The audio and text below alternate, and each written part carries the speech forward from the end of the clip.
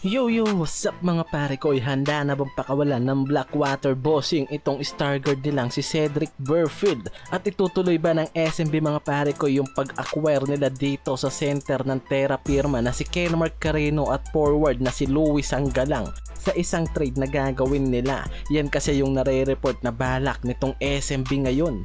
So una pa lang mga pare ko, nare-report na talaga itong si Cedric Burfield dito sa mga trade at sa iba't ibang mga teams yan na uugnay mula dito sa SMB, Meralco at syempre dito sa Barangay Ginebra mga pare ko. Hindi rin naman talaga nakakapagtaka sa player na to na pag-interesan at matahin yung guard na to ng mga contender team tulad nga ng SMC at MVP teams, dahil talagang malaking bagay na maiugnay itong si Burfield sa kanilang team, lalo na yung versatile at yung numbers na binibigay nito sa team ng Blackwater. Talagang solid mga pare ko, at yung shooting nito mula sa perimeter to 3 points talagang mataas ang kalidad sa pagiging shooting guard nitong si Cedric Burfield. Kaya una pa lang mga pare ko, nare-report na yung potential na mapunta to sa isang contender or independent team na gustong makakuha ng young asset sa kanilang team. At sa Blackwater nga mga pare ko, nag-a-average itong si Burfield ng 20 points, 52% 2-point field goal at 26% 3-point field goal naman. Kaya talagang malaking bagay yung numbers na binibigay nitong si Burfield sa team,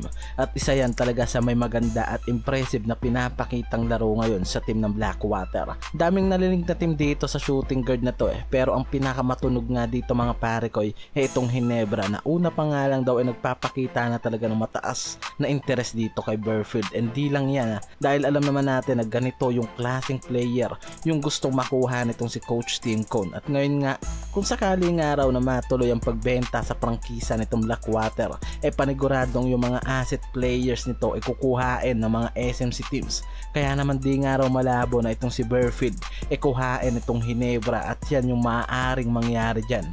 Lalo na re-report na mga pare ko yung posibilidad ng pagbenta sa prangkisa ng Blackwater bossing. Kaya naman kung sakaling araw mga pare ko, paniguradong yung mga asset player na yan tulad nga nitong si Burfield mapunta sa isang SMC teams. At dito nga sa Barangay Ginebra yung pinakamatunog na babagsakan nitong si Burfield. Hindi yan yung maaari nating abangan mga pare ko, yung reinforcement nitong shooting guard na si Burfield dito sa Barangay Ginebra, na isa sa pinaka-exciting araw na pwedeng mangyari next season. At itong SMB mga pare ko, yung nare-report naman nagagawa na rin ng isang trade sa team ng Terra Firma, at ang tanong nga kung matutuloy nga yung balak ng mga to na kuhain sa trade itong mga big man tulad ni Kenmark Carino at Luis Anggalang, na ngayon naglalabasan na yung mga report na maaaring yan yung targetin nitong SMB sa trade. Lalo't ang plano ng mga to malaking rebuilding sa kanilang roster at mas palakasin palalo yung kanilang frontcourt defense at makakuha ng katuwang nitong si Fajardo sa ilalim. Yan yung balak ng SMB na gawing pagbabago sa kanilang roster. Lalo ngayon mga pare ko, nakitang kita nga raw na talagang nahihirapan na itong si Fajardo mag-isa pagdating sa ilalim, dahil ngayon naglalakihan na rin yung mga player sa iba't ibang teams. Kaya naman ngayon mga pare ko, ang balak talaga nitong mga to i-trade na yung mga veteranong guards nila kasama itong forward na si Motaw Tuwa ngayon.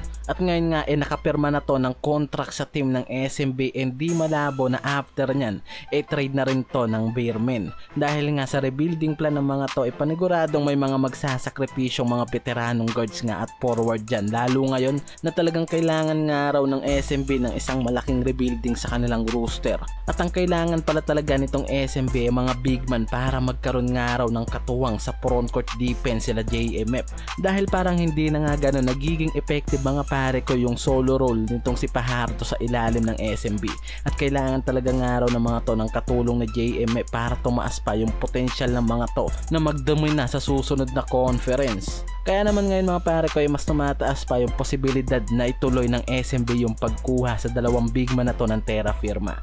Si Kenmark at Luis Anggalang kasi ngayon mga pare ko sobrang ganda yung nilalaro at performance bilang power forward sa Terra Firma. At alam naman natin yung sistema sa mga teams na to lalo na pagdating sa mga asset player, paniguradong hindi na tumatagal yan dito sa mga farm teams at napupuntahan sa mga SMC teams. Kaya di malabo mga pare ko itong si Luis Anggalang at Carino hindi na nga raw magtagal dito sa Terra Firma team at kunin na talaga nitong SMB sa isang trade. Katulad nga ng ginawa nila dito sa trade nila Terence Romeo at Vic Manuel na mga veteranong guards nila at forward. Na trinade lang naman nila para makuha yung dalawang asset player ng Terra Firma, itong si Chongson at Kahilig, na ngayon nga ay talagang mas napapakinabangan ng team ng SMB. Kaya nga di malabo mga pare ko na itong dalawang big man naman na nare-report ngayon na balak kunin itong SMB matuloy talaga yan. At yan mismo yung rebuilding na sinasabi na gagawin itong SMB sa kanilang roster. Itong si Carino at Sanggalang ay paniguradong araw na magiging malaking impact sa SMB kasama itong si JMF pagdating sa kanilang front court. Sa oras na mangyari yung trade na yan mga pare ko, isa yan sa magiging malaking banta para sa ibang teams dito.